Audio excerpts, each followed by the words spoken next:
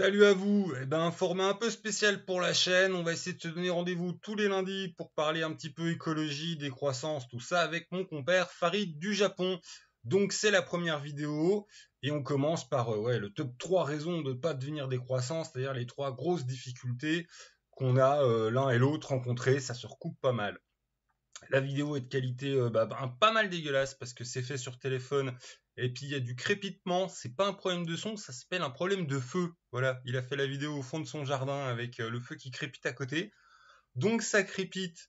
Et puis on améliorera la qualité progressivement. Tout ça, tout ça. De toute façon, c'est une première vidéo. C'est surtout pour poser une rencontre et puis lancer le concept. Et puis on s'interdit de rien aborder tant qu'on est sur nos vies réelles de petits décroissants, donc, mais que ça soit les réacs aux actualités écolo de la semaine qui peuvent être choquantes, traumatisantes et flippantes, ou tiens, qu'est-ce qu'on a planté cette semaine, qu'est-ce que c'était compliqué, ou les bonnes techniques qu'on a découvert. Voilà, et sur ce, je vous laisse avec le loulou, et puis à bientôt, enfin à lundi prochain pour la même chose, et puis demain, un tuto rigolo. Enfin voilà, hop, vous aurez la surprise. Bisous les gens. Voilà, salut à vous, mes tentacules. Nous sommes en direct du Japon avec Farid. Et c'est pas un direct du tout. Donc, Exact. Farid et moi, ça fait quelques temps que vous entendez parler sur cette chaîne. On est des gros babos de décroissants qui vivons avec rien. Puis on va essayer de faire une petite vidéo par semaine, comme ça, rapide, concise. Donc, vu que c'est la première fois, on va faire. Arrête de faire le Google, toi. On va faire une petite présentation du dit Google. Et puis après, pour le premier coup, là, on va le faire complètement à l'arrache. En fait, voilà, je viens de lui balancer. On va essayer de répondre au top 3 du pourquoi ne pas devenir décroissant. Parce qu'on n'est pas dans une chaîne de propagande à vouloir vous convertir à notre délire. On va essayer d'être honnête sur qu'est-ce qui est vraiment dur voilà, quand tu te mets à la décroissance. Donc Farid, je ferme ma gueule. Farid, qui es-tu? Que fais-tu? Qu'est-ce que tu fais au Japon? Voilà. Alors moi, je m'appelle Farid. Qui suis-je? Euh, je suis juste Un mec un qui gars sait qui, pas parler dans le micro, putain, rapproche-toi du micro. juste un gars qui est venu s'installer au Japon, qui a suivi son épouse et qui est venu faire sa famille ici. Donc après, on va dire 20 ans de carrière dans l'informatique. On a décidé de tout arrêter. On a travaillé pendant quoi, 11-12 ans sur Tokyo. Et voilà, il y a quelques années, on a décidé de tout plaquer pour aller vivre à la campagne, donc dans une région pas très peuplée au Japon, où, je sais pas, pour ceux qui connaissent un petit peu, où il y a des fermes abandonnées, des terres abandonnées et tout ça. Donc nous, on a récupéré un petit peu une maison et qu'on a payé vraiment pas cher, et du terrain qu'on a payé pas cher aussi. Et là, on commence un petit peu à- on a commencé depuis un petit moment la permaculture, mais voilà, on essaie de faire évoluer nos compétences dans tout ce qui est travailler pour, euh, Ouais. Je pour te coupe, comme ça on gardera ça pour une prochaine vidéo, parce que là tu commences à peut être très synthétique, mais je pense que comme ça cadre, quitter, qu'est-ce que tu fais? Voilà, moi je fais de la décroissance en France, on essaye, on en bave, il fait la même chose au Japon, et on a les deux le même modèle, à savoir une femme dans la vie active et un bonhomme à la maison qui joue à Charles Ingalls. exactement, c'est exactement ça. Voilà. Donc maintenant c'est parti mon loulou, alors on va faire, vu qu'on n'a même pas forcément là, voilà, dans ton top 3 des c'est quand même chaud, enfin, top 3 des raisons pour ne pas être décroissant, toi tu commencerais par quoi? Alors, moi, ça va un petit peu à l'encontre de mes convictions, on va dire, politiques, idéologiques, mais le salariat, c'est quelque chose qui apporte une forme de sécurité. Donc, à partir du moment où tu te lances dans un processus de décroissance, il faut très souvent lâcher une partie du travail, parce que ton travail rémunéré, tu vas le transformer en un autre type de travail qui est un travail à la maison, autour de la maison, pour la famille, pour les amis aussi, parce qu'après, l'idée, c'est de travailler en communauté. Et donc, il y a cet aspect-là. Voilà. Donc, quand tu quittes le salariat, tu quittes aussi la sécurité sociale, la retraite et tout ça, quoi. Donc, Ouais, ça, moi c'est je un mettais premier dans point. le top 1 aussi enfin c'est de la pauvreté choisie, quoi. Voilà. Pauvreté, C'est de la pauvreté. précarité, ouais. C'est de la pauvreté choisie. Ceci dit, cette pauvreté choisie, c'est une condition sine qua non à l'évolution vers une société un peu plus écologique, plus égalitaire, parce que voilà, c'est ce qui va justement, des croissances, c'est ce qui va à l'encontre du processus de croissance qui nous impose de travailler plus, gagner plus, manger plus, boire plus, consommer plus, etc. Plus, plus, Ouais, plus. c'est ça, c'est un processus de déconsommation. Voilà. Consommer Donc, autrement, consommer plus sereinement. Mais toi, ça, pareil, c'est un sujet de vidéo en soi, donc c'est bien. Mais ouais, le top 1, enfin, toi, je l'aurais pas formulé pareil, mais c'est effectivement, il y a un côté, tu mets les pieds dans la pauvreté, et puis c'est pas évident à assumer, parce qu'il faut apprendre à recalibrer sa vie sur une consommation qui est pas du tout celle dont la société te dit consomme comme ça. Ouais, voilà.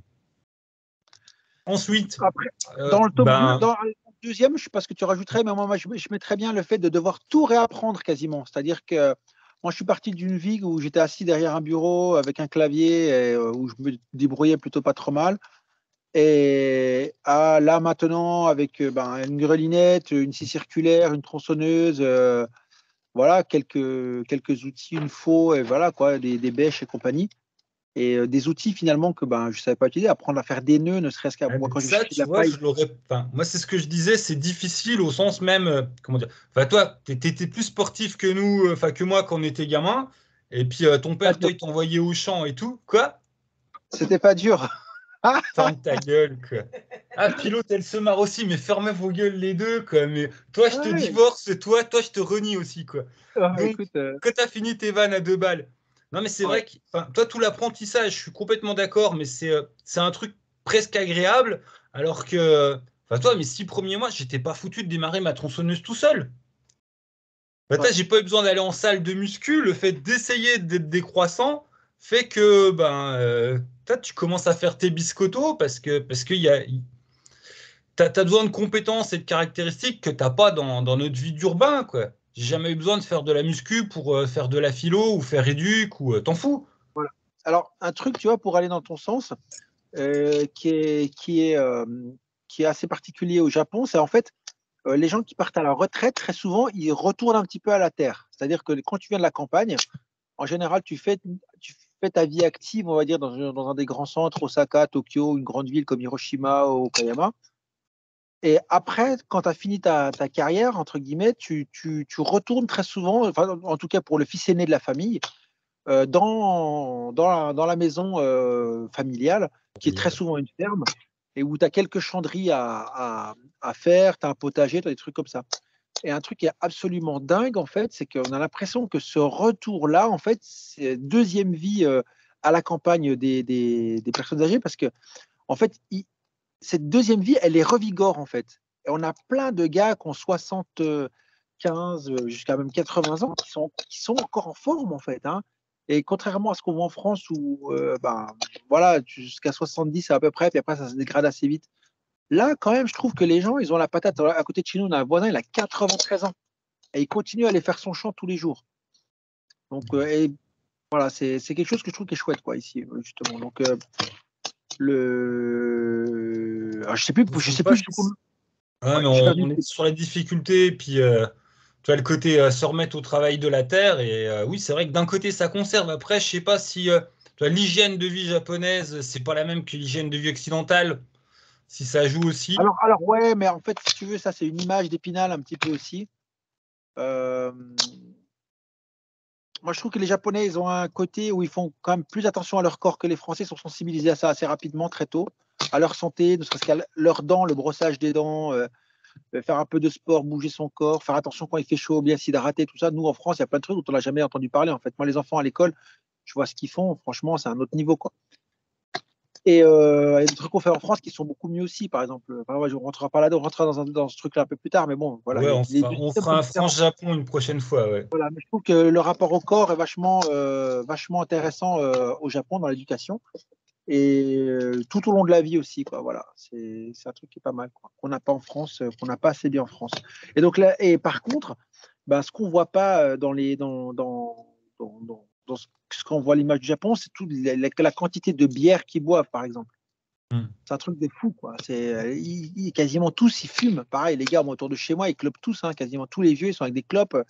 Ils fument, ils la balancent dans le petit filet d'eau qui passe à côté, quoi. Des fois, on a envie de les balancer, leur mettre des gros coups de pied, les balancer dans la flotte avec leur mégot, quoi.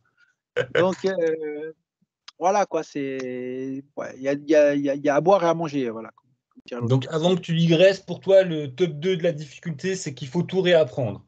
Et que je suis Voilà, assez il faut d'accord, apprendre sauf que toi, beaucoup de. C'est une difficulté, mais c'est un des points aussi qui est le plus intéressant.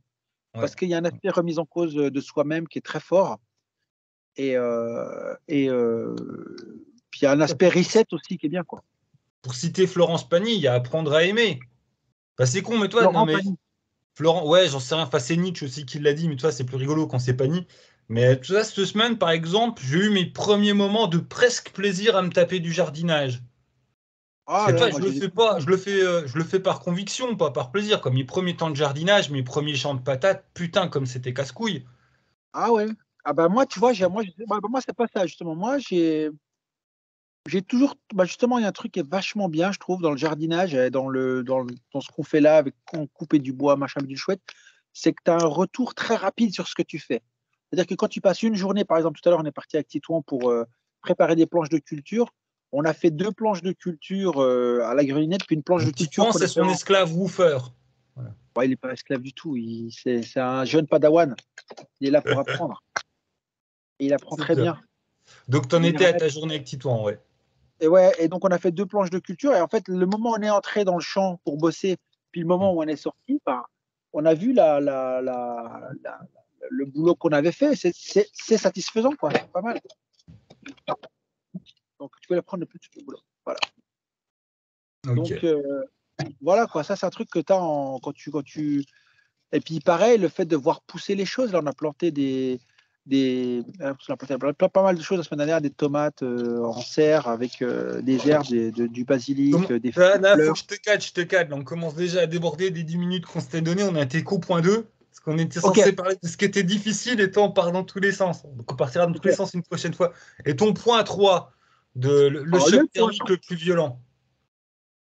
le point 3, c'est qu'il faut quand même apprendre à faire beaucoup avec peu aussi. C'est-à-dire qu'il y a un moment où il faut que tu te réorganises pour utiliser ce que tu as sous la main, pour faire de la récup, pour pas avoir à Ça, être toi, tout ça de suite. relie, enfin, ça rejoint la pauvreté, le fait de vivre sans salaire, je trouve. Exactement. Oui, oui, c'est lié de toute façon, hein. Mais quelque chose qui était évident avant, hey, j'ai un problème là, je vais au magasin ou j'appelle quelqu'un pour régler le problème. Là, tu te retrouves à faire pas mal de choses tout seul, quoi. Et ce qui est bien aussi, pareil, dans ton apprentissage de tout autour de toi. Dans le fait Donc, d'être voilà. autonome, il faut devenir compétent et du coup seul parce qu'autonome. Je t'avoue que pour moi, le point 3 c'est, je sais pas du tout comment c'est au niveau du Japon, mais il y a une grosse coupure avec le reste de la société, mais en termes d'humanité. Bon, c'est déjà mieux que dans les années 70. Mais par contre, dans mon village, ils me prennent tous pour un farfelu. Donc toi, ça va, je suis accepté, c'est le gentil farfelu, machin. Mais il y a un Alors, côté rupture sociale, puis il faut pas aller trop trop loin non plus dans l'explication écologique. Je peux ouais. discuter avec mes voisins, tout ça, mais ici, tout le monde il est chasseur, tout le monde il utilise des engrais de boucher. Enfin, c'est vraiment. On a exactement la même chose ici. Alors, moi, je pense que le fait d'être étranger aussi ici, ça apporte un petit bonus, c'est que les gens, en fait, finalement, ils s'intéressent à ce qu'on fait. Alors, au début, ils nous prenaient un peu pour des fous, quoi, hein, gentiment, hein, des doudingues, hein. Et en fait, il y a un moment, j'ai commencé à bosser un petit peu à l'extérieur. J'ai fait mon four à pizza, donc en terre paille. Je leur ai dit, moi, je veux pas d'utiliser de béton ou de trucs comme ça. Et là, maintenant, ils veulent tous venir manger du pizza à la maison, quoi. Et voilà, donc ils trouvent que c'est cool, en fait. Et on a eu un retour qui était vraiment sympa. Ils ont dit, ils ont du plaisir à voir qu'on prend du plaisir à vivre ici, alors que c'est un coin complètement paumé. Enfin, voilà, quoi, où les maisons, elles coûtent rien parce qu'il n'y a personne qui veut vivre ici, quoi. Oui, bah, c'est pareil. Enfin, nous, on a acheté là parce que, oui. Après, le peu de densification, ça aide. Enfin, c'est autre chose. On en viendra peut-être une fois sur une émission spéciale comment choisir sa baraque de décroissant parce que c'est un sacré. Enfin, c'est le gros point de départ, quoi. Ouais, c'est le point de départ, mais après, dès lors que tu chopes des compétences, quelle que soit la baraque que tu vas choper, ça dépend du temps que tu as, de ce que tu veux faire dedans, tout ça. De toute façon, il faudra mettre la main à la pâte pour la retaper, quoi. Mais ouais, enfin, sur les gens, autant je suis d'accord que enfin, notre nouvelle forme de vie, ça crée du lien et de l'inentendu.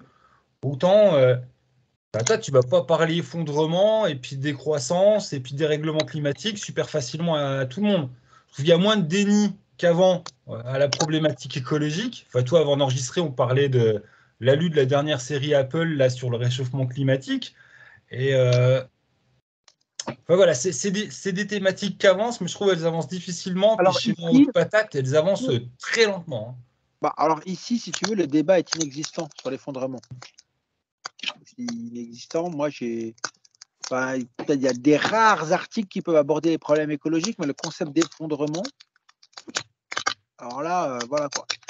Et, si tu veux, pour faire un raccourci, hein, un truc que j'aime dire, c'est que le Japon, si tu veux, c'est un peu le pays, le paradis des capitalistes, quoi.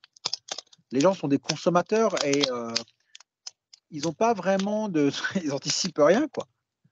Ils vivent au jour le, enfin ils vivent pas au jour le jour, mais ils vivent quoi, ils vivent en consommant, en étant, c'est des lemmings un petit peu, tu vois, c'est une grosse caricature de fou, hein. Mais voilà quoi, quand tu regardes à Tu Tokyo, tu assumes vois. toi-même tes propos racistes, je n'y suis pour rien. Ah non, non, non, non, non, je parle pas. En fait, si tu veux, c'est pas les Japonais, je te parle du Japon en tant que société, parce que les étrangers qui vivent ici, très souvent, ils vivent comme ça aussi. Tu vois, la façon dont est organisée la société, c'est vraiment métro, boulot, dodo, quoi. Et, voilà, quoi, c'est un petit peu il y a un petit peu ce côté-là, quoi, qui est. Par contre, tu as quand même alors, à la campagne, si tu veux, ils vivent pas du tout pareil qu'en ville. Ça, c'est vraiment une image très citadine, quoi. D'ailleurs, on peut comparer ça à Paris aussi, hein. Je pense Ah qu'à bah, on vit Paris, pas ici comme on vit à Paris, oui, ça c'est. voilà. Donc, tu vois, je pense que c'est pareil pour des villes comme New York, c'est pareil pour, voilà, pour des grandes métropoles mondiales. Ils vivent, c'est des lemmings, les gens, ils viennent, ils montent dans leur escalator, et ils sont acheminés jusqu'au train, et du train, ils descendent, escalator, bureau. Toi encore en France, on pense à Paris, mais je pense que les gens qui n'ont pas voyagé hors France sur des grosses villes, ils se rendent pas compte comme quand t'es. Enfin, moi ça m'a fait par rapport à HK, à Hong Kong. Toi, quand tu rentres Hong Kong, Paris, tu as l'impression d'être pas à la campagne, mais c'est pas la même type de ville, quoi. C'est pas comme New York où, toi, ces villes qui sont vraiment titanesques, où tu es plus petit qu'une fourmi dans la fourmilière. Paris, il y a presque encore une échelle humaine. C'est très large, mais c'est pas ces hyper structures technologiques de partout. Enfin, toi, on part ailleurs, on se garde ça sous la main pour la prochaine fois. On a fait nos 15 minutes. Donc, on fait des bisous à tout le monde. Je te chope un petit coup rien qu'à toi. Puis on refait une vidéo lundi prochain. À bientôt, ouais, pas de Ah, voilà. problème. Hop, Devant le feu. devant le feu.